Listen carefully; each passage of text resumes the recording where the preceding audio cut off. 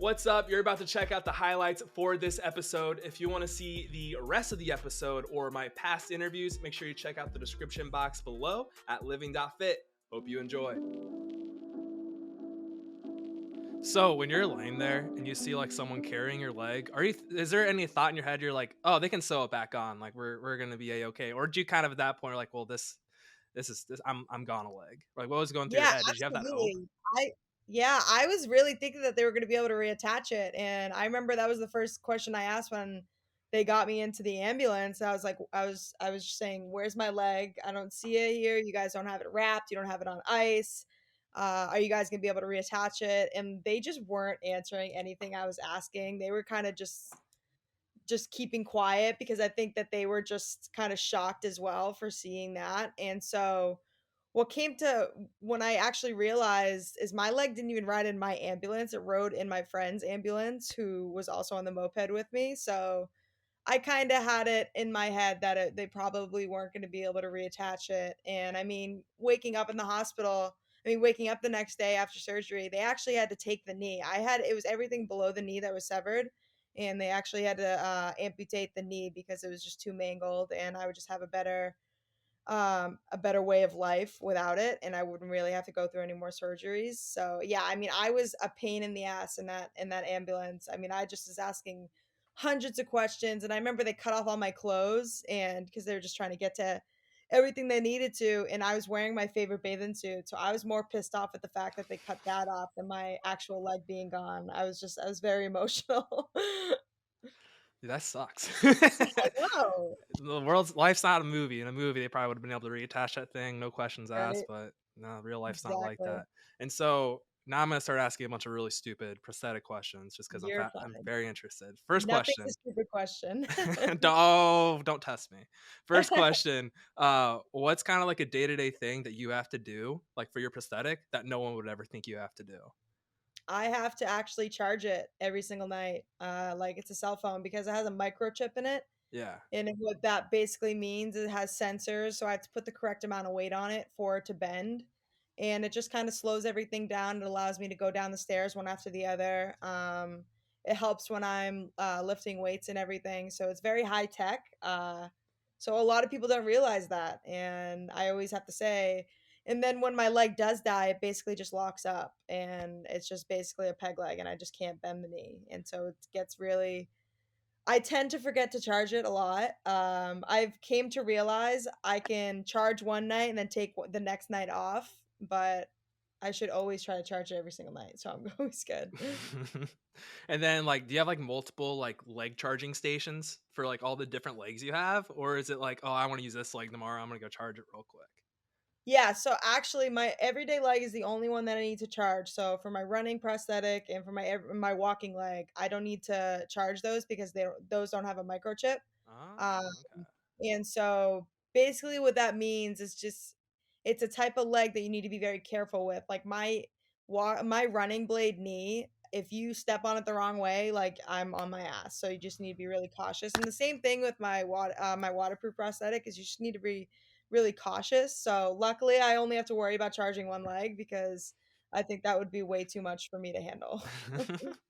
And then another question I got then is, so for like your socket, how often do you have to clean it? Is it like a protein bottle? If you don't clean it, it gets like really disgusting and gross, or is it kind of like, not that bad? Yeah, so a lot of amputees have liners, which basically means they have something that goes over their leg and then they put the prosthetic on. I have skin to prosthetic, so that basically means like when I am sweating, it is going all into my socket. So I do have to clean it every single day or every other day just because if I don't, then my leg won't stay on properly because it's all basically suctioned on and it has like a little knob. So if the knob gets dirty, then air will get into it and my leg won't stay on correctly.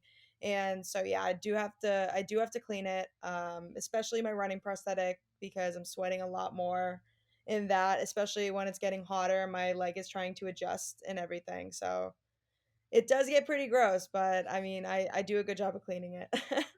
And then like how many different legs do you have? So I have my everyday prosthetic, my waterproof leg because my everyday walking leg isn't waterproof because of the fact that I need to charge it. and then I have a running blade, and I am in the works of getting a snowboarding leg next. Oh. And then another thing I think is fascinating with like getting an injury, or not really fascinating, it's kind of fun, is like when you have a prosthetic, you have a cast, you have a walking boot, everyone will come up to you and ask you, like, dude, what happened? What's like the craziest story you told someone and they actually believed you? So, about, like, 2.5 months after my accident, I went to Cancun with 7 of my girlfriends, and me and the girl that got in the accident together. So what it basically happened to her, she had a huge scar in the back of her right leg, and it literally looked like it's like a shark took a gash out of her leg. So when we went to Cancun, we were all on the beach, and, like, I mean, I was learning how to walk with my prosthetic, so I was falling everywhere, and then so people were coming up to us asking what happened, and we literally told people, they were like, "Yeah, it's 3-year anniversary of a shark attack, and it happened on this resort," and, like, people believed us, and they just, like, wouldn't go in the water.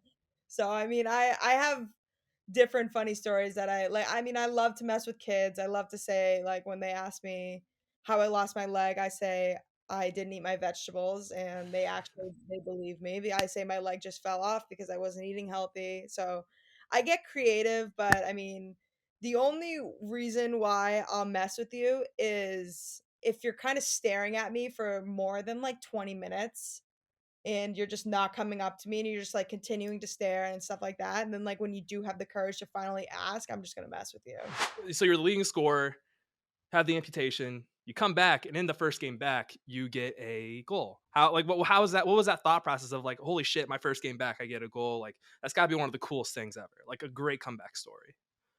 Yeah, absolutely. I mean, I really had no expectations returning to the field again. I just wanted to get out there and play. I knew I was never going to be the player I was before my accident, starting every game, being the leading point scorer, kind of being the quarterback of the offense. I knew that that wasn't going to be possible just because I wasn't quick enough to work behind the crease in lacrosse. And so I just needed to create a different role for myself. And so running on the field to return playing again, I mean, my teammates were just so adamant about getting me to score. They would just wouldn't let the game end without getting the ball to me and giving me that opportunity. So, whenever I do look back on that footage and me scoring, I mean, the best part about it, it really isn't the goal. It's really the reaction that I got from the teammates, from my teammates and from my coaches because they really were the sole reasons why that was even possible.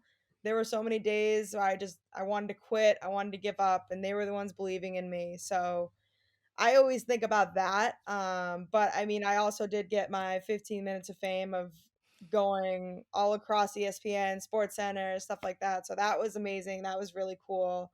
But it did when I returned my senior year and I played that same team again, they face guarded me and they just kicked the crap out of me because they did not want me to score another goal because they knew it was probably gonna end up on ESPN. And I mean, I love that. I love the toughness that I got. They were treating me like everybody else. I mean, they were really focusing too much on me. Like I wasn't really that big of a threat, but I mean, I mean, you it had a was definitely prosthetic. It's not like you're. right? I mean, but it was Yeah. definitely something. It was really cool. That's how my senior year, my lacrosse career ended was that game. So I respect everything that they did. I probably would have done the same Was it one of thing. those things where at the very beginning they were kind of like being nice, like, "Oh, this girl's prosthetic, like whatever," and then after they went viral, did every single team just be like, "Dude, we're gonna play this girl so hard. We're not letting this happen." Yes, like every team that I did play, every game that I did play in, like everybody played me very hard. Nobody treated me like I had a prosthetic, and I mean, I love that, I respect that. I would rather have it that way rather than just people pitying me and letting me score a goal. I mean, I had to work for it, it just got me comfortable, and it got me confident, and just taught me that this is something that I need to work for, so I was very grateful for that, but yeah, I mean, I